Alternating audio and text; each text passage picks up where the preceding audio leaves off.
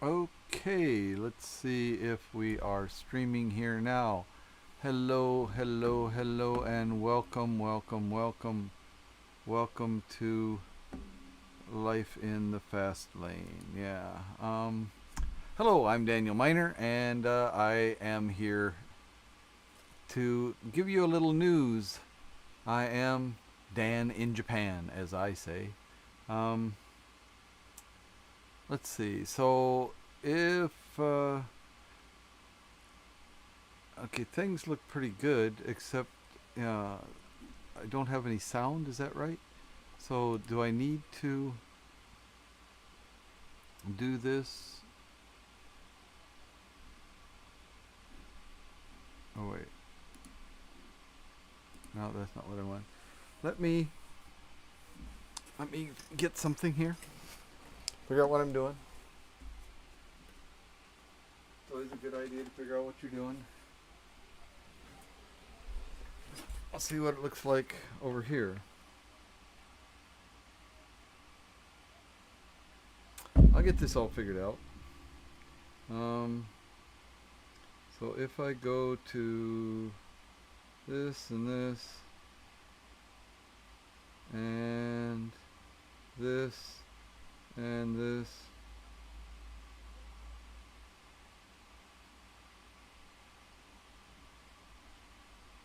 mm,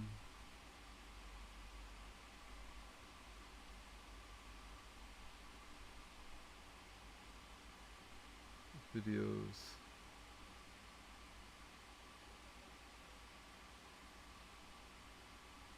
live broadcast. Yeah. So where is my live broadcast?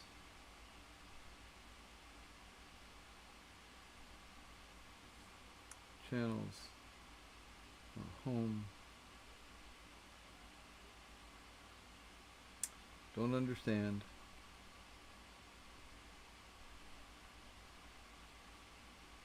Do not understand. Um,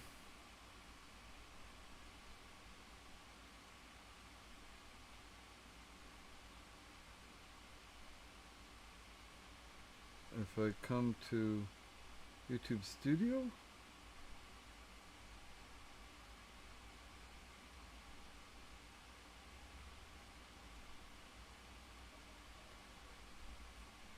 'but that's not really what I want. I want to watch it. Can I watch a live video? Can I watch a live video? Can I? Can I? Can I? Huh? Huh? How do I do that? I mean, I come here to my channel, manage videos.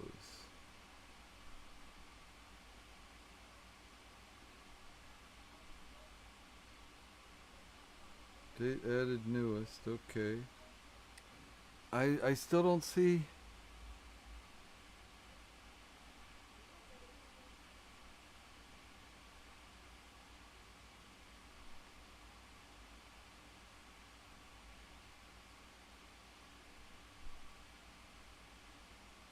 5 days ago, 2 days ago, 1 day ago, 11 hours ago. Um,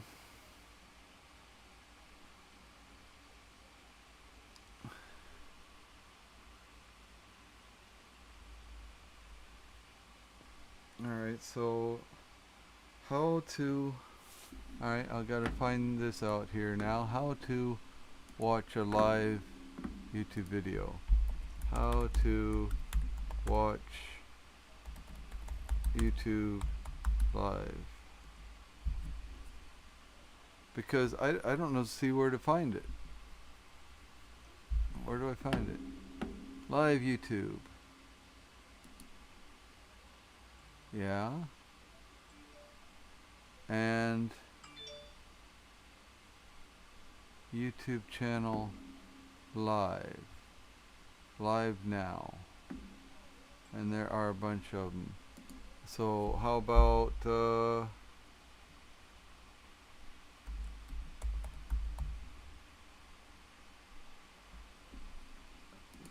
me?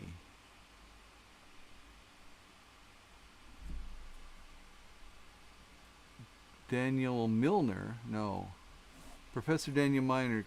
K2P channel getting caught in the act. That doesn't sound like me. Daniel Miner 1 video.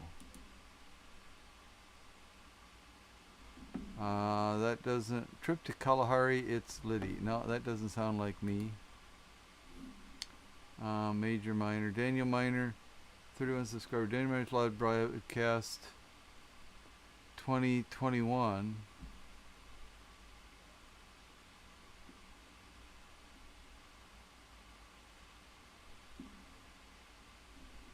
Daniel Miner. That doesn't look like me. Daniel Miner. That doesn't look like me either. There are a lot of Daniel Miners out here. Daniel Milner. I don't want a Daniel Milner. I'm looking for Daniel Miner. And it seems strange that I can't find Daniel Miner video.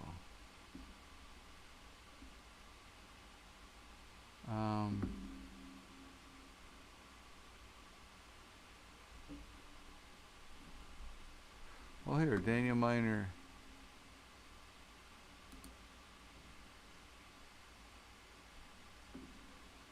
And I can find my channel, but I can't watch the live videos. Uploads. I want to watch the live videos.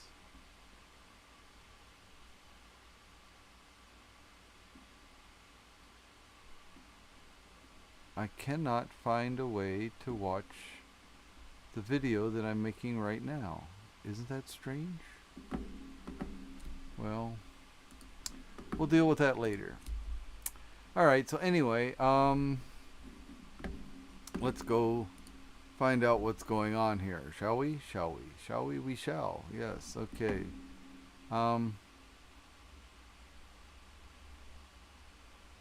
But I don't know if you can hear me. I don't think you can. I haven't added the microphone into this scene. How about here? This has a microphone, so now you can hear me? Is that the way that works? Now you can hear me? Can you hear me now? And then if I go here, this one also does not have a microphone. So if I add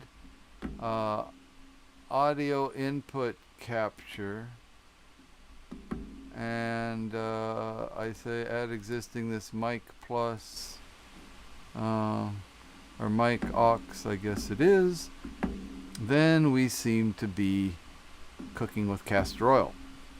Yeah, okay. So let's see, what does it say here? We're looking at we're looking at a story here talking about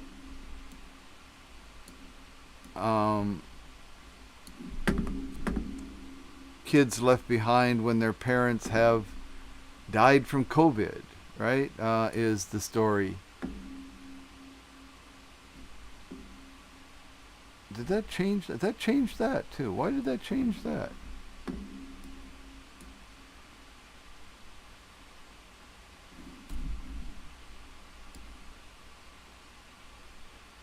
Very strange. Very strange.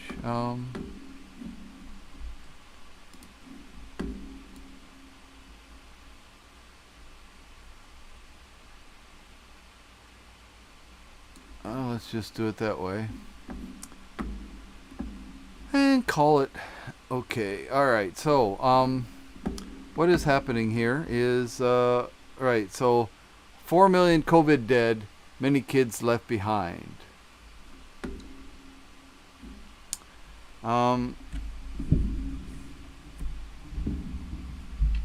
Here's what we're talking about. So some won't ever remember the parents they lost because they were too young.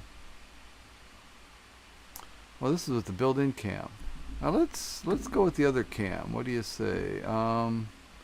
Let's add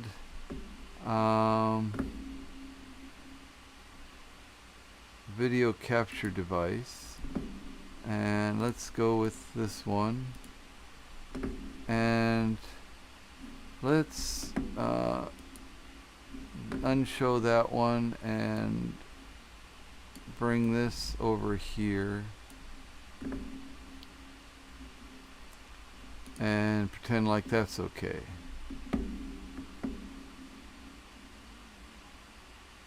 Yeah, let's say that. Okay. Alright, so here we are. It's a little dark, but that's okay. Someone ever remember the parents they lost because they were too young when COVID-19 struck? Others are trying to keep the memory alive by doing the things they used to do together, making pancakes or playing guitar. Others still are clutching onto what remains, a pillow or a photograph, as they adapt to lives with aunts, uncles, and siblings stepping in to fill the void. 4 million people who have died so far in the coronavirus pandemic left behind parents, friends, and spouses, but also young children who are navigating life now as orphans or with just one parent who is also mourning the loss. It's a trauma that is playing out in big cities and small villages across the globe, from Assam state in northeast India to New Jersey and points in between. And even as vaccination rates tick up, the losses and generational impact show no sign of easing in many places where the various virus and its variants continue to kill. As the official COVID-19 death toll reached its latest grim milestone this week, South Korea reported its biggest single-day jump in infections, and Indonesia counted its deadliest day of the pandemic so far. Victoria Elizabeth Soto didn't notice the milestone. She was born 3 months ago after her mother, Elizabeth Soto, checked into the hospital in Lomas de Zamora, Argentina, 8 months pregnant and suffering symptoms of COVID-19. Soto, 38, had tried for 3 years to get pregnant and gave birth to baby Victoria on April 13th. The mother died 6 days later of complications from the virus. Victoria wasn't infected.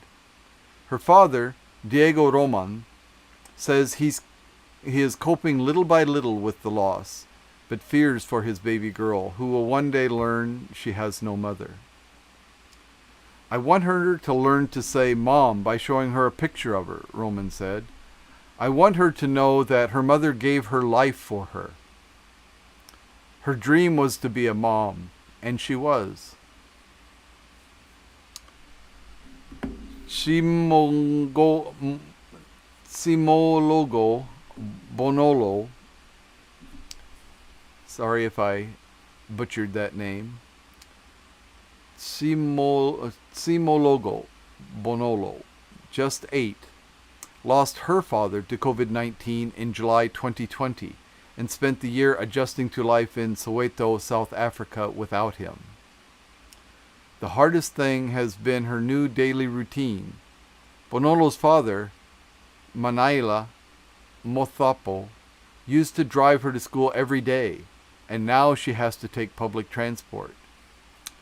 I used to cook, play, and read with my papa, Bonolo said. What I missed most is jumping on Papa's belly. In northwest London, Neva Thakrar, 13, cuts the grass and washes the family car. Things her dad used to do. As a way to remember him, she takes the same walks and watches the movies they used to watch together before he died in March after a 2-month hospital stay. I still try to do what we used to do before, but it's not the same, Thakrar said. Jeshmi Narzari lost both parents in 2 weeks in May in Kokrajhar in the northeastern Indian state of Assam.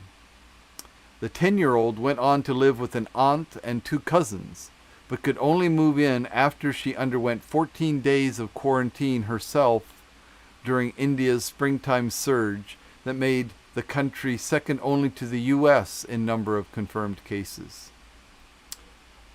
Narzadi hasn't processed the death of her parents, but she is scrupulous about wearing face masks and washing her hands, especially before she eats.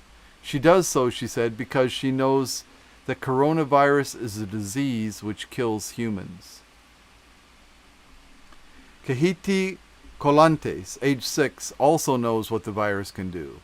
It killed her mother, a hospital worker in Santiago, Chile, and now she has to make pancakes by herself. It also means this: my papa is now my mama, she said. Siblings Zavion and Jasmine Guzman lost both parents to COVID-19, and their older sisters now take care of them. Their mother, Lunisol Guzman, adopted them as babies, but died last year along with her partner at the start of the violent first wave of the pandemic in the U.S. Northeast. Catherine and Jennifer Guzman immediately sought guardianship of the kids. Zavion is 5 and Jasmine 3, and are raising them in Belleville, New Jersey. I lost my mother, but now I'm a mother figure, Jennifer Guzman said. Jennifer Guzman, 29. The losses of the Navales family in Quezon City, Philippines are piling up. After Arthur Navales, 38, died on April 2nd, the family experienced some shunning from the community. His widow, Annalene B. Navales, fears she might not be able to afford the new home they plan to move into, since her salary alone won't cover it. Another question is whether she can afford the kids' taekwondo classes. 10-year-old Kian Navales, who also had the virus, misses going out for noodles with his dad. He clutches onto one of the pillows his mother had made for him, and his sister with a photo of their father on one side. Our house became quiet and sad. We don't laugh much since Papa left, said Kian's 12-year-old sister Yael. Maggie Catalano, 13, is keeping the memory of her father alive through music. A musician himself, Brian Catalano, taught Maggie some guitar chords before he got sick. He presented her with her own acoustic guitar for Christmas on December 26th, the day he came home from the hospital after a 9-day stay. Still positive and weak, he remained quarantined in a bedroom, but could hear Maggie play through the walls of Riverside County, California home. He texted me and said, "You sounded great, sweetie," Maggie recalled. The family thought he had beaten the disease, but 4 days later, he died alone at home while they were out. Devastated, Maggie turned to writing songs and performing one she composed at his funeral in May. "I wish you could see me play it now," she said. "I wish that he could see how much I have improved."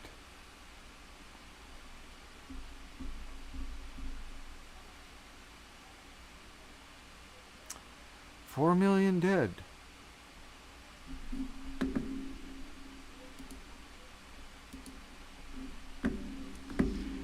And now a story from Japan. Spectators banned from Olympic stadiums as Tokyo enters state of emergency. Prime Minister Yoshihide Suga Prime Minister Yoshihide Suga announced the Olympic Games would continue under a coronavirus state of emergency that bans spectators from all Tokyo-based venues. The arenas in surrounding Kanagawa, Saitama, and Chiba will also be inaccessible to fans. Taking into consideration the impact of the Delta strain, and in order to prevent the resurgence of infections from spreading across the country, we need to step up virus prevention measures, Suga noted. The Olympics run from July 23 to to August 8, and the capital's state of emergency is scheduled for July 23 to August 22, lifting before the Paralympic Games open on August 24th. Olympic and Tokyo officials said spectator capacity for the Paralympics would depend on future nationwide infection rates. The ban deals a significant blow to Olympic organizers expecting $800 million in ticket sales, and to the Japanese government, which spent $15.4 billion on the Games. Meanwhile, the SEA Games Federation announced Thursday this year's Southeast Asian Games has been postponed due to an increase of new infections in Vietnam, the host country. Regional games were scheduled to be held in the capital, Hanoi, and 11 other locations from November 21st to December 2nd. The announcement coincides with the suspension of public passenger services in Hanoi and a 2-week lockdown in Ho Chi Minh City that takes effect Friday. Sporting events in Australia, including the Australian Grand Prix auto racing event, have also been affected by the pandemic. Organizers announced Tuesday they are canceling the Formula One race for the second consecutive year because of Australia's strict travel and quarantine mandates, while the Australian Motorcycle Grand Prix, which was scheduled for October, has also been scrapped for a second year. As the world surpassed 4 million coronavirus-related deaths, United Nations Secretary General Antonio Guterres warned that millions more remain at risk if the virus is allowed to spread like wildfire.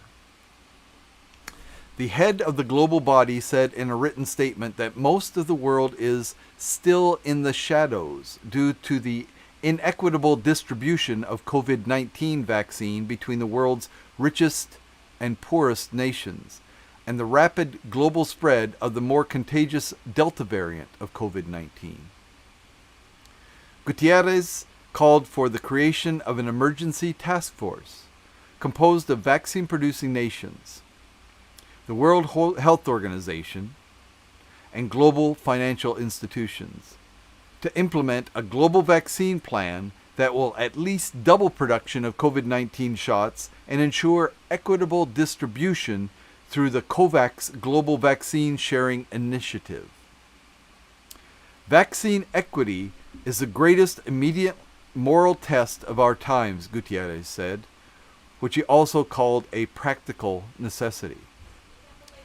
Until everyone is vaccinated, everyone is under threat, he added. The Johns Hopkins Coronavirus Resource Center on Thursday reported 4,005,889 COVID-19 deaths out of 185.3 million total confirmed cases. The World Health Organization is urging nations to proceed with extreme caution as they ease or altogether end lockdowns and other restrictions in the face of a steady rise of new infections due to the Delta variant. Dr. Mike Ryan, the agency's head of health emergencies program, told reporters Wednesday in Geneva that countries are making a false assumption that transmission rates will not increase because of high vaccination rates. The idea that everyone is protected and it's kumbaya and everything is back to normal, I think right now, is a very dangerous assumption anywhere in the world, Ryan said, according to CNBC. In a similar vein, an open letter signed by hundreds of scientists published in the Lancet Medical Journal denounced British Prime Minister Boris Johnson's plan to lift most of the country's coronavirus restrictions on July 19, a date the Prime Minister has dubbed Freedom Day. The letter called the government's reopening plans unethical and dangerous because it involves acceptance of a high level of new infections. Britain is now averaging more than 25,000 new infections over a 7-day period due to the Delta variant, but hospitalizations are in the hundreds and the average number of fatalities per day has remained in the low double digits due to the country's high vaccination rate. Health Secretary Sajid Javid, has acknowledged that the rate of new infections could climb to as many as 100,000 a day after July 19, when mandates such as social distancing and mask wearing will expire. So, looking at numbers in Japan, as you can, maybe you can see here. Let me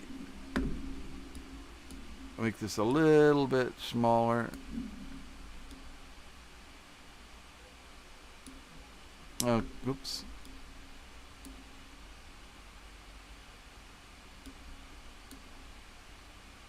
Why doesn't that do anything? I guess that's the way it is. Okay. So, you can see here 2,278 new cases today. This was last updated 12 minutes ago. Right? So 2,278 new cases today. Okay. Here you can see the daily new cases and the total active cases. Right? You can see Japan has had tiny little bump early last year, another bump last summer, a big spike at the year's end, right, around the New Year's holiday time, another big spike, and a longer lasting spike if you'll look at it, right? Notice how it's wider. It went up initially. This one had a slow start and ramped up. This, as you can see, had quite a steep climb up, reached a point. The actual one-day maximum wasn't exceeded, but the actual average peak there, the actual 7-day average peak, as you can see, did exceed the prior record held by a little, or it did. Yeah, 7-day average, okay. Yeah. Anyway,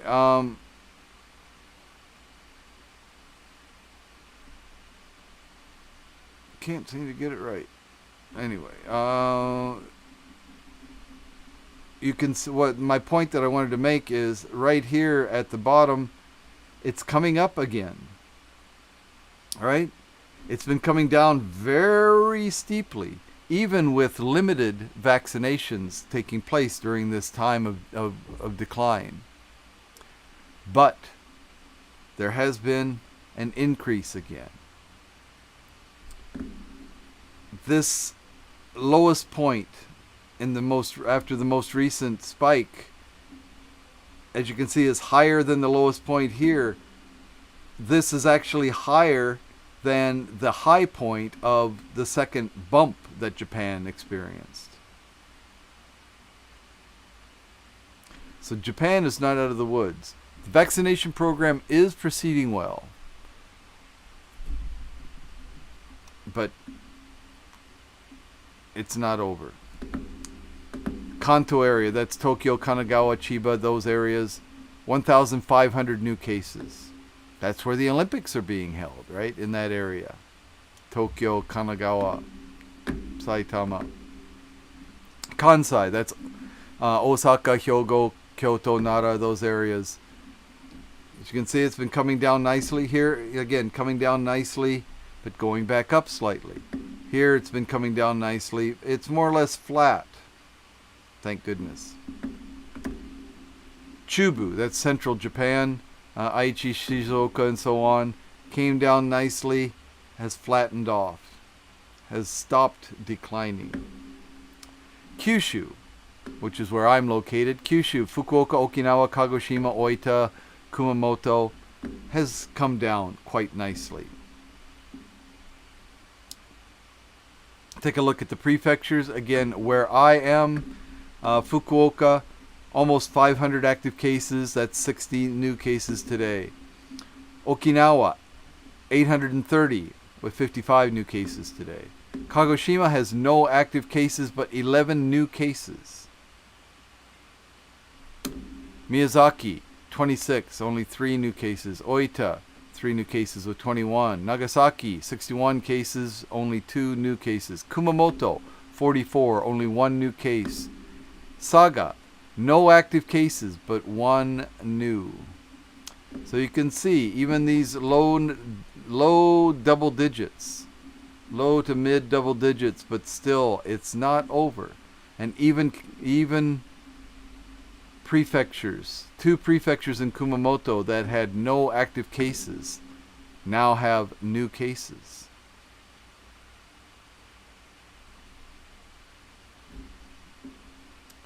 It's not over. I teach at a university. I've seen teachers going back into the classrooms. It's not over.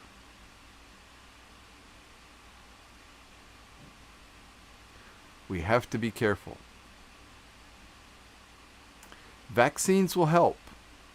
Vaccines will help on a lot of levels. Vaccines will reduce the spread.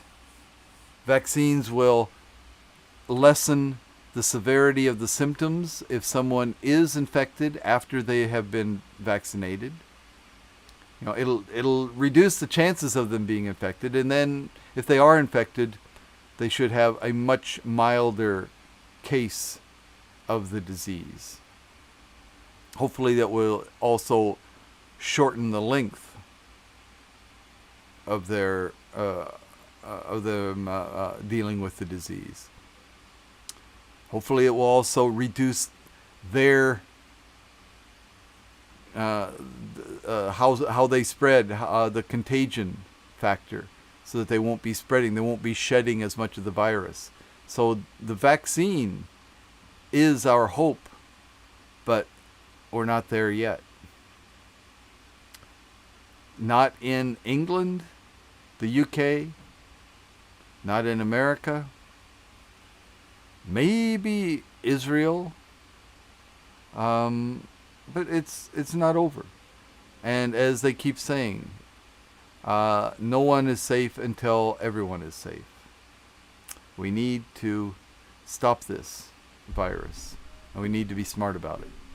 So, that's what I wanted to talk about today. I hope this was maybe a little bit interesting. So, thank you for watching. This was actually more or less a test to see if I know what I'm doing, and I really don't, but we'll see how it works. So thanks, and see you again next time.